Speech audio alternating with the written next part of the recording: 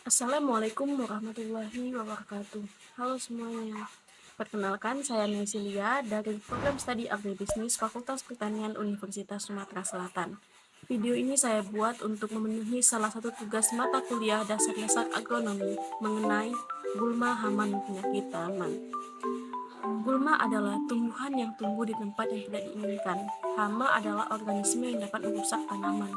Penyakit tanaman adalah keadaan tidak normal dari tanaman yang disebabkan oleh virus maupun bakteri. Ketiga hal ini akan merusak atau menghambat produktivitas tanaman jika tidak dikendalikan dengan baik. Simak video saya untuk mengetahui beberapa jenis gulma, hama, dan penyakit tanaman. Pertama, saya akan menyajikan contoh dari golongan gulma. Seperti pada gambar di atas, ini adalah benalu pada tanaman sawit. Benalu adalah jenis tumbuhan parasit yang hidup menempel pada tumbuhan lain untuk mendapatkan nutrisi. Ada beberapa cara yang dapat kita kendalikan untuk mencegah keberadaan benalu. Pertama, pemangkasan manual. Gunakanlah pisau yang tajam dan steril agar tidak menginfeksi tanaman lain.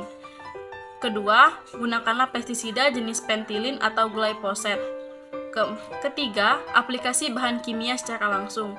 Ini mungkin melibatkan penyuntikan ataupun pengolesan bahan kimia khusus yang dapat membunuh benalu tanpa merusak tanaman.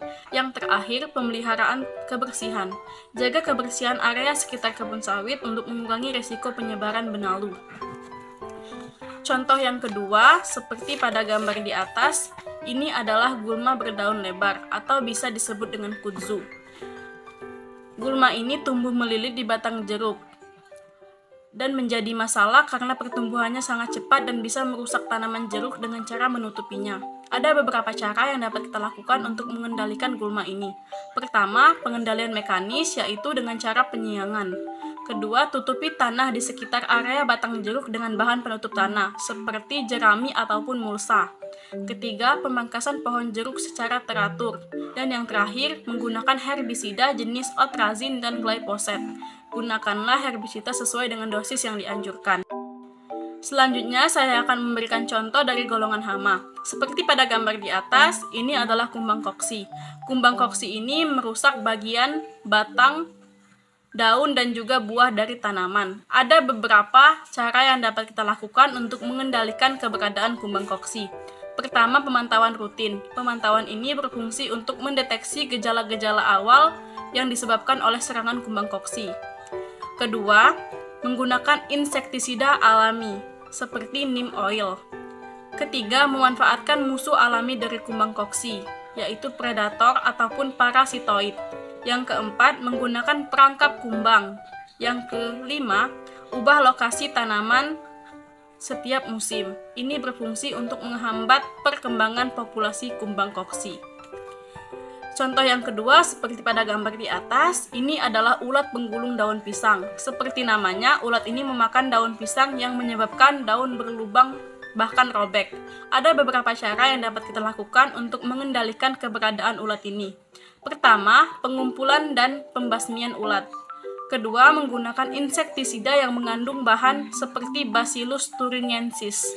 Yang ketiga, menggunakan pestisida nabati seperti neem oil dan ekstrak bawang putih. Yang keempat, pemusnahan sisa tanaman untuk membuang tempat hidup daripada ulat tersebut. Dan yang terakhir, menggunakan predator alami ulat seperti Trichochrama. Terakhir, saya akan memberikan contoh dari penyakit tanaman. Seperti pada gambar di atas, ini adalah penyakit layu bakteri pada tanaman pisang yang disebabkan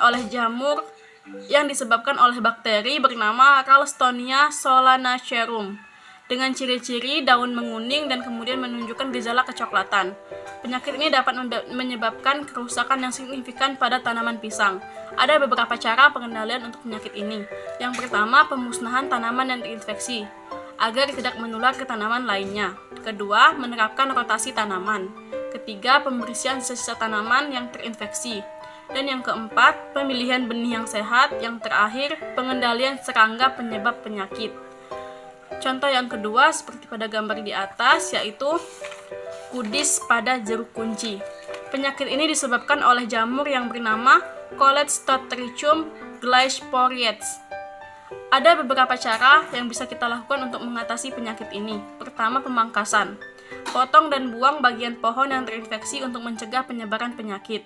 Kedua, menggunakan fungisida. Jenis fungisida yang dapat kita gunakan yaitu propiconazole dan tebuconazole. Yang ketiga, drainase tanah. Pastikan tanah di sekitar pohon jeruk memiliki sistem drainase yang baik untuk mencegah kelembapan berlebihan, karena tanah yang lembab akan menjadi tempat hidup jamur. Dan yang terakhir, pemupukan yang seimbang, yang pastinya berikan pupuk yang teratur pada tanaman, karena tanaman yang sehat akan lebih rentan terhadap penyakit.